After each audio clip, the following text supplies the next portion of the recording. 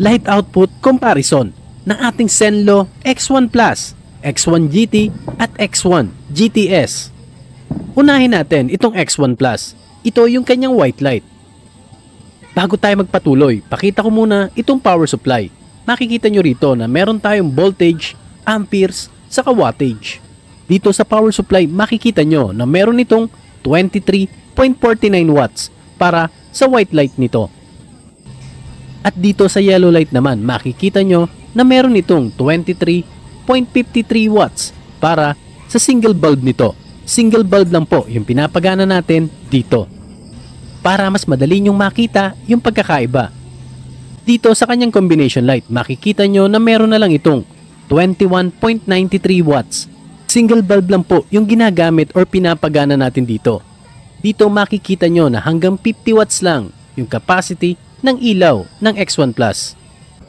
Sunod naman natin itong Zenlo X1 GT na merong 54 watts para sa dalawang bulb nito.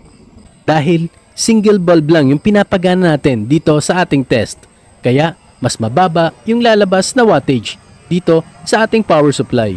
Dito nga makikita nyo na meron lang itong 27.8 watts para sa single bulb nito.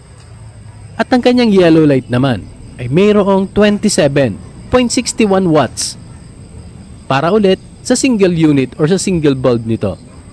At dito naman sa kanyang combination light, yung combination ng white at yellow, dito meron na lang itong 25.8 watts para sa single unit nito. Lumalabas dito sa ating reading na meron itong 27 watts kada isang bulb. So bali sa times 2, meron itong 54 watts para sa 2 bulbs nito. At ang panghuli natin, ito ang Zenlo X1 GTS. Ang pinakahuling model ng X1 series. Kung mapapansin ninyo, parehas ito ng wattage ng X1 GT at halos walang pinagkaiba maliban na lang sa buga ng kanyang ilaw. Mamaya ipapakita ko ito. Pero dito makikita nyo na meron itong 27 watts para sa isang unit nito. Kagaya ng GT, parehas sila na mayroong 27 watts para sa kanilang single bulb. Ito naman yung sample ng kanyang yellow light, ang yellow light ng ating GTS. At dito makikita nyo na meron din itong 27.3 watts para sa single unit nito. Kung mapapansin niyo, parehas ng wattage ng GT at ng GTS. Halos wala kayong makitang pagkakaiba dito. Kahit dito sa kanyang combination light, meron din itong 25 watts para sa single unit nito. At base po sa mga nakita natin, ang actual wattage po ng X1 Plus ay 47 watts.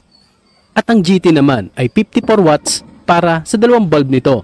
Ang GTS naman ay kagaya rin ng GT na meron ding 54 watts para sa dalawang unit nito. Ipapakita ko naman dito yung pagkakaiba sa ilaw ng X1 Plus at ng X1 GT. X1 Plus yung nandito sa may bandang kaliwa at X1 GT naman yung nandito sa may bandang kanan. Ganyan yung pagkakaiba nila sa buga ng ilaw dito sa kanilang white light. At pagdating naman dito sa kanilang yellow light, makikita nyo na mas mataba yung ilaw ng X1 Plus compared dito sa GT. Pero mas defined yung cut-off ng ilaw ng GT compared dito sa X1 Plus na medyo may konti pang tapon sa may bandang ibabaw. Dito sa kanilang combination light, makikita mo talaga yung pagkakaiba ng laki ng buga ng ilaw ng GT versus X1 Plus. Pataba yung ilaw ng X1 Plus at palapad naman yung ilaw ng GT. Yan yung pagkakaiba ng dalawang ito. Itetest pa natin yung lakas ng ilaw nila sa ating lux meter mamaya pagkatapos nitong comparison. Sunod naman natin itong comparison ng Zenlo X1 GT at ng GTS.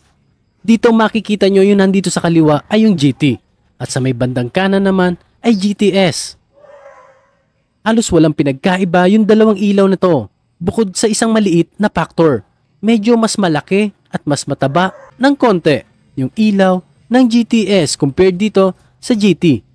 halos wala talagang pinagkaiba, lalo na kung titignan mo dito sa video. Pero sa personal, dun mo lang talaga mapapansin yung konting diferensya nila sa laki ng ilaw. Pumunta na siguro tayo doon sa ating lux meter testing para mas makita natin ng detalyado yung lakas ng ilaw ng tatlong ito. Unahin nating itest itong Zenlo X1 Plus gamit ang ating lux meter. At dito sa ating lux meter lumalabas na meron itong 4,000 lux para sa kanyang white light. At pagdating naman dito sa kanyang yellow light, medyo bumaba na ito at meron na lang itong 3,600 lux. Yan po ay para sa single unit or sa single bulb ng Zenlo X1 Plus. At dito naman sa Zenlo X1 GT, yung white light nito ay mayroong 5,300 lux. At yung yellow light naman nito ay mayroong 4,300 lux para sa single unit ng Zenlo X1 GT. At ang panghuli natin, itong Zenlo X1 GTS. Ang white light nito ay mayroong 5,600 lux para sa single unit nito. At pagdating naman dito sa kanyang yellow light, meron itong 4,700 lux para ulit sa single unit nito. At ito yung mga nakuha nating data.